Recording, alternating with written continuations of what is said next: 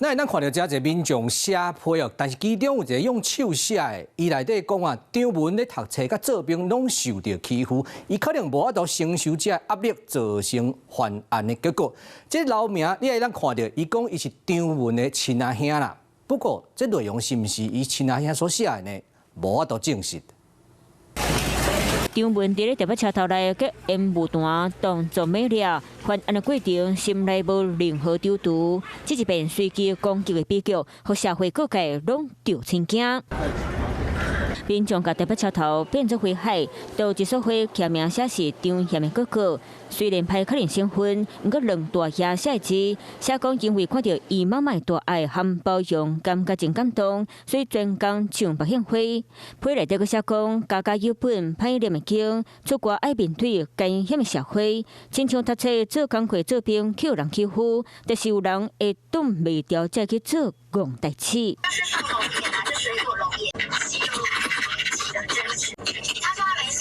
民众讲到张文伫咧做保全时，捌定定甲人冤家落尾时就无做。有人讲伊真保护自身的权益，做兵时嘛真侪摆含中官兵啊伴伫咧相搭，大汉嘛较含慢甲人伴烂，才会偏救犯案。成长的过程里面受到霸凌。